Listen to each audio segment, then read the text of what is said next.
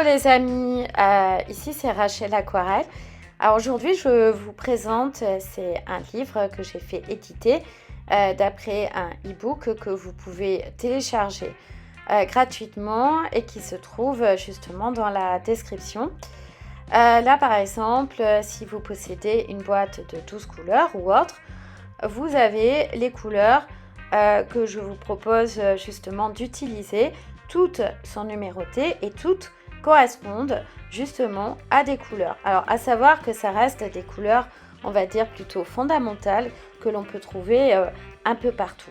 Là par exemple, c'est tout ce qui est description des 10 familles de couleurs. Vous pouvez par exemple, pourquoi pas faire des oranges. À chaque fois, vous avez une fiche version couleur et puis une fiche version vierge que vous pouvez imprimer aussi, soit sous format de livre ou bien aussi sur papier, donc papier aquarelle. Alors, si vous voulez faire des gris, des verts bleus, des verts jaunes, un petit peu comme aujourd'hui, écoutez, c'est le moment. Alors, nous, justement, pour pouvoir faire des verts jaunes naturels, on va plutôt utiliser, on va dire, 3 couleurs, le jaune citron, le vert émeraude, le rouge cadmium.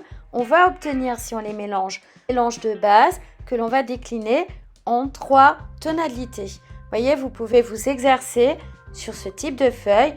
Ça reste un papier aquarelle. Vous pouvez imprimer directement, justement, le nuancier et puis, pourquoi pas, vous entraîner dessus par rapport à telle famille de couleurs.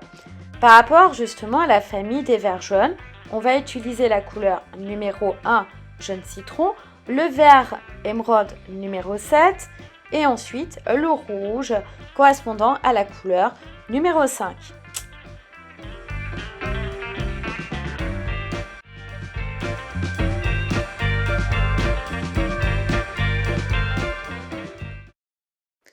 Alors pourquoi j'ai choisi ces 3 couleurs? Donc le jaune, le vert et puis le rouge. Alors c'est vrai que ça reste des couleurs que je pratique depuis un moment pour faire donc les verts et surtout les verts jaunes, mais vous allez comprendre pourquoi. Alors, on va avoir maintenant les primaires. Là, c'est le jaune primaire. Ça, c'est le rouge primaire, donc rouge magenta, et ensuite le bleu cyan qui est aussi une autre primaire. Je mets de côté le rouge magenta. Et ce que je vais faire, je prends donc le jaune citron ainsi que le bleu cyan. Je vais les additionner et qu'est-ce que je vais obtenir à votre avis? Tout simplement, ça va être un vert. Alors, je vais obtenir plutôt un vert émeraude qui a une tendance plutôt bleue. Ensuite, je vais maintenant m'occuper de mon autre primaire qui est le rouge magenta et puis je vais l'associer à une autre primaire qui est le jaune primaire que l'on peut associer aussi à du jaune citron qui a une tendance légèrement un peu bleue. Là, je vais additionner les deux et j'obtiens ce rouge-là.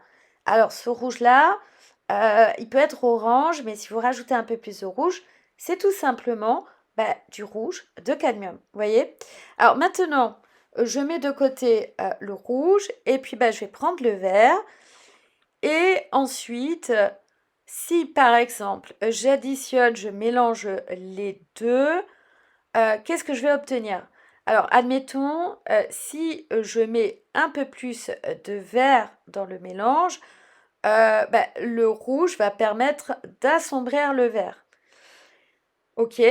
Donc, en opposition, si je mets plus de rouge et moins de vert, je vais obtenir un rouge qui va être un peu plus sombre. Vous voyez?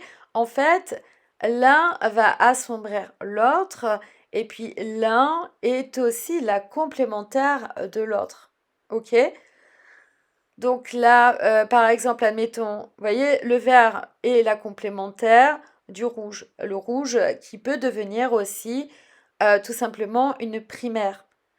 Ok, donc là maintenant, ce que je vais faire, je vais rajouter donc mon jaune primaire qui peut être associé à un jaune citron Et à partir de là, en additionnant ces trois-là, qu'est-ce que je vais obtenir? Ben, ça va être tout simplement la famille des verts jaunes.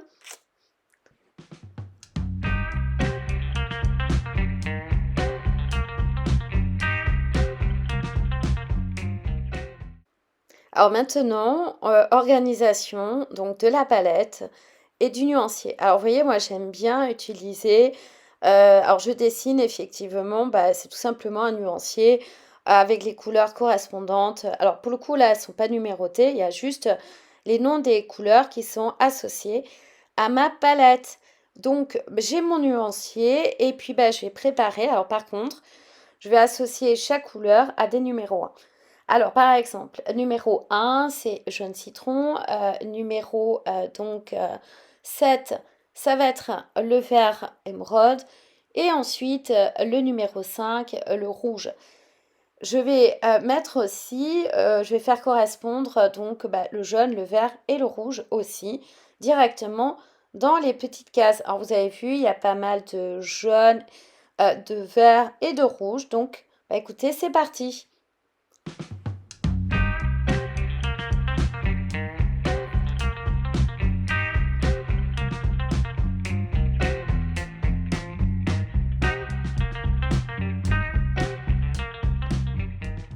Ok, c'est parti pour le mélange. Alors là, par contre, je vais mettre un peu plus de jaune et je vais commencer mon premier mélange. Donc plus de jaune et je vais mettre progressivement un petit peu de vert et un petit peu de rouge. J'humidifie la première case de sorte à obtenir un premier mélange. Alors vous avez vu, j'ai obtenu ce type de mélange sur la palette et qui correspond à un vert assez jaune. C'est normal parce que il y a une dominante de jaune. Voilà. Alors j'humidifie aussi le papier. Pourquoi? Pour obtenir un rendu assez homogène. Ça me permet voilà, de travailler autant sur support humide, mais aussi sur support sec aussi. Vous voyez? Et puis, je peux toujours renforcer la couleur parce que le papier est humide. Donc ça, c'est parfait justement pour assombrir la couleur, pour avoir justement une tonalité, on va dire, optimale. Vous voyez, un petit peu comme ceci. Vous voyez, puis bon, je rajoute. Alors, le fait de superposer vous permet, voilà, progressivement aussi d'assombrir votre couleur. Là, regardez, je mets une pointe d'eau dans le mélange de sorte à pouvoir l'éclaircir. Et l'idée, justement, par rapport à ma méthode, c'est de partir d'un mélange et ensuite de le décliner en trois teintes, trois nuances plutôt. Alors, on a fait le sombre, maintenant, on va peindre l'intermédiaire, la nuance intermédiaire. Donc, vous voyez que toujours le papier blanc va éclaircir la couleur. Et de plus, j'ai humidifié le papier juste avant. Alors, c'est pour ça que je trouve que c'est un petit peu clair. Donc, je vais assombrir. Mais l'idée, c'est de ne pas avoir justement la même nuance précédente. C'est d'avoir une nuance plutôt intermédiaire. Vous voyez, un petit peu comme ceci. Et puis, je peux superposer justement pour obtenir cette nuance-là. Donc là, même procédé, j'humidifie. J'ai même pas besoin de rajouter de l'eau dans le mélange. C'est suffisant parce que le blanc du papier plus l'humidité va éclaircir mon mélange. Et ça me permet, voilà, d'avoir comme un camailleux.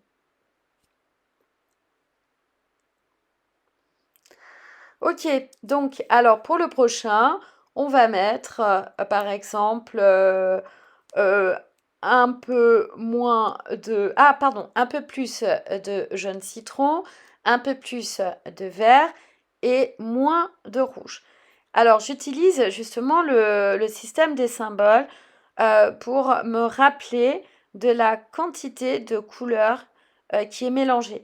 Et comme ça vous permet de voir aussi les dominantes. Vous voyez, là, par exemple, j'essaye d'additionner à part égale le jaune citron avec le vert et je mets moins de rouge. Et ça me permet d'obtenir forcément un vert avec une dominante assez forte de vert. C'est normal parce que le jaune est toujours un peu plus lumineux par rapport au vert. Donc là, même procédé, j'ai humidifié juste avant et j'applique la couleur. Je le fais sur papier humide, mais aussi je le fais sur papier sec. Ça permet aussi de voir le résultat, on va dire, avec deux techniques, deux méthodes qui sont le mouillé sur mouillé et le mouillé sur sec. Et ça me permet, voilà, de pouvoir aussi, que quand c'est encore humide, de pouvoir intensifier la couleur de sorte à obtenir un rendu, on va dire, assez sombre.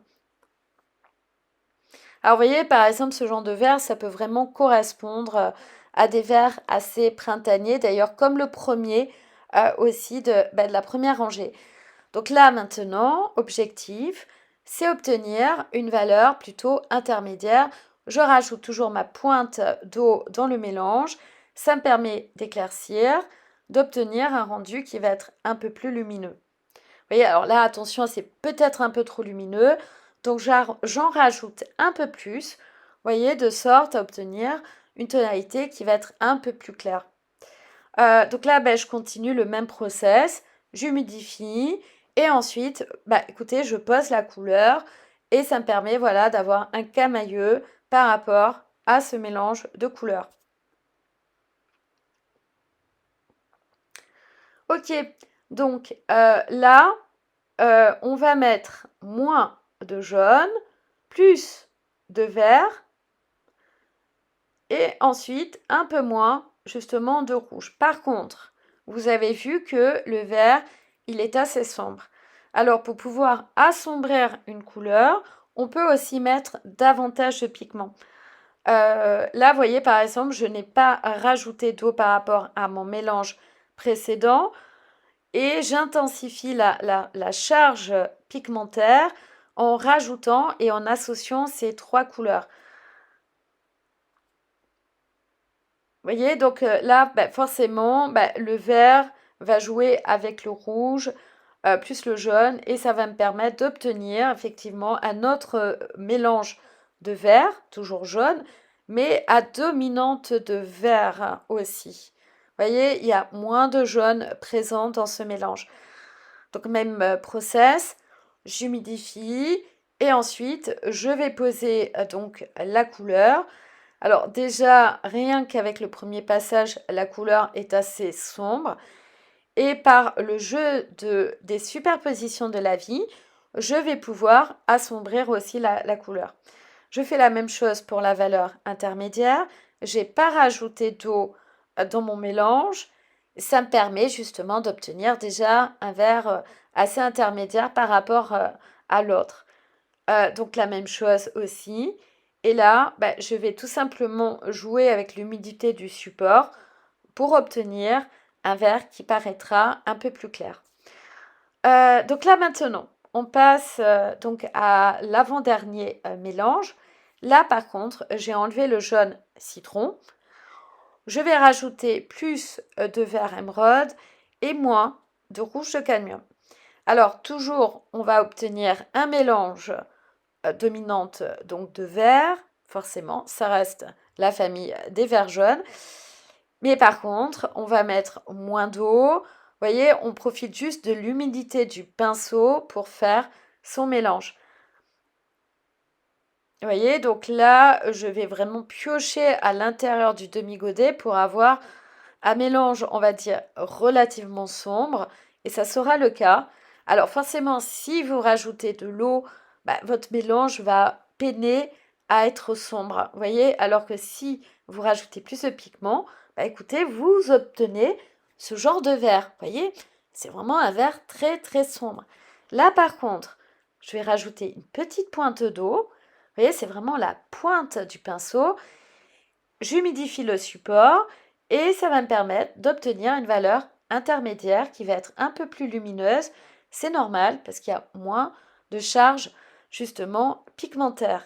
Même process aussi pour la dernière valeur, donc la plus claire. Il y a le papier blanc qui joue par rapport à la couleur qui est transparente. Un passage, voire deux grands maximum, et ça me permet d'avoir justement trois nuances. J'essaye aussi sur le papier sec Et vous voyez, à partir du même mélange, je vais obtenir un mélange qui est assez similaire au premier qui a été travaillé sur support humide. Là maintenant, je rajoute à nouveau le jaune citron. Par contre, j'en mets moins et je vais mettre à part égale aussi le vert et le rouge. Alors forcément, il y a les dominantes de jaune entre le rouge et le jaune qui va réagir et ça me permettra d'obtenir, vous voyez, un vert qui est assez consistant. Donc toujours pareil, là j'ai essayé d'obtenir un vert assez sombre, tendance assez jaune. Et vous voyez, ça me permettra d'obtenir un vert qui est assez proche, un vert un petit peu automnal. Vous voyez, c'est le fait d'avoir rajouté davantage de rouge qui vous permet d'obtenir ce type de vert. Écoutez, entraînez-vous déjà par rapport à cette famille des verts jaunes. Vous allez voir les mélanges en additionnant ces trois couleurs, c'est relativement simple. Voilà, donc essayez de jouer aussi avec l'humidité du support et puis essayez aussi de jouer avec la quantité soit de jaune, de vert et de rouge. Moi, je me suis arrêtée à 5 mélanges, mais vous pouvez en faire d'autres aussi. Des verres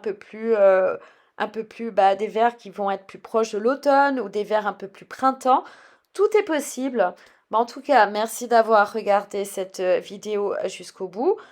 N'hésitez pas à télécharger donc mon e-book. Et puis, n'hésitez pas aussi à regarder le prochain épisode. Et ça sera justement donc sur la famille des grilles colorées. Alors, il y a de quoi faire là aussi. Et on utilisera seulement deux couleurs. Donc, écoutez, ça fait pas mal de travail tout ça. En tout cas, merci. Et je vous dis à très très bientôt.